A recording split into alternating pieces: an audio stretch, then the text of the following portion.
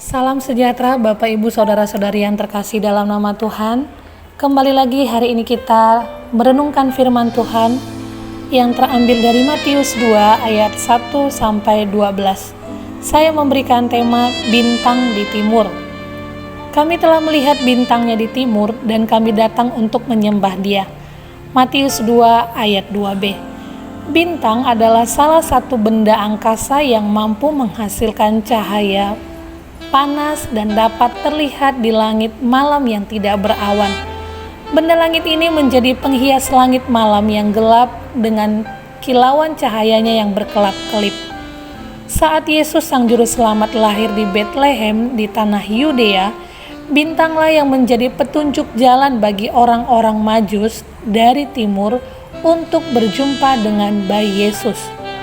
Orang Majus menempuh jarak yang sangat jauh, butuh waktu berbulan-bulan dalam perjalanan. Siapakah orang Majus itu? Orang Majus adalah orang bijak, juga raja-raja dari timur. Mereka sering dianggap berasal dari kerajaan Media. Bisa jadi mereka adalah seorang pendeta Zoroastrian atau sebuah agama dan ajaran filosofi, atau mungkin juga seorang magic yang menerjemahkan tentang kenyataan dan keberadaan manusia berdasarkan posisi benda-benda langit. Pada masa kini kitalah bintang di timur itu yang menjadi petunjuk bagi orang yang belum percaya untuk datang pada Yesus Kristus. Kita belajar dari kisah orang Majus. Mereka mencari dan menemukan Yesus Kristus melalui petunjuk bintang di timur.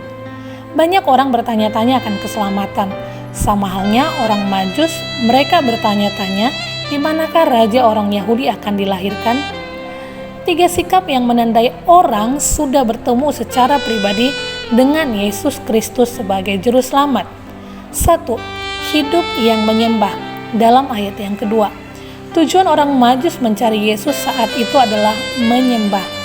Jika dilihat dari latar belakang mereka bukanlah orang yang mengenal siapa Yesus Kristus. Tetapi Alkitab mencatat bahwa mereka datang untuk menyembah pada bayi Yesus. Penyembahan sejati akan lahir dari hati yang merendah, hati yang tulus ikhlas, tidak dibuat-buat agar dilihat orang. Hal ini menjadi pelajaran bagi kita sebagai bintang di timur itu. Biarlah melalui kita orang datang menyembah sujud pada Juru Selamat yang benar, Yesus Kristus. 2. Bersukacita, ayat 10. Ketika bintang di timur itu berhenti tepat di mana bayi Yesus berada, orang Majus sangat bersukacita. Biarlah melalui kita sebagai bintang di timur masa kini, tugas kita bukan hanya membawa orang datang pada Yesus Kristus, tetapi biarlah hatinya penuh dengan sukacita karena perjumpaan dengan Sang Juru Selamat dunia.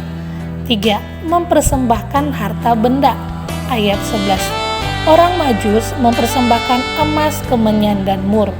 Dari tiga jenis persembahan tersebut, masing-masing memiliki makna yang berbeda, yaitu yang pertama, emas. Orang Majus tahu bahwa mereka akan menjumpai seorang bayi, yaitu raja orang Yahudi.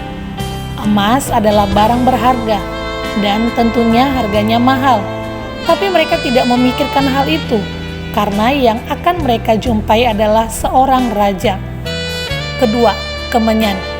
Biasanya dipakai dalam upacara kebaktian atau ibadah yang dipimpin oleh seorang imam. Dari kemenyan tersebut akan mengeluarkan bau yang harum.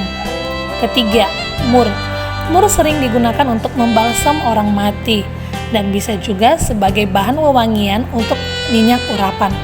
Dari hal ini kita belajar ketika seseorang sudah bertemu dengan Yesus Kristus, dia tidak akan segan-segan membuka tempat harta bendanya dan mempersembahkan barang berharga yang ia miliki.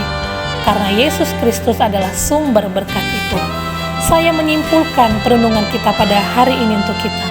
Jadilah bintang di timur yang membawa orang datang pada pribadi Yesus Kristus, sehingga orang tersebut dengan kesadarannya sendiri sujud menyembah pada Yesus Kristus yang adalah Juru Selamat dunia, dan dengan kerelaan hati mempersembahkan harta yang berharga yang ia miliki pada Yesus Kristus.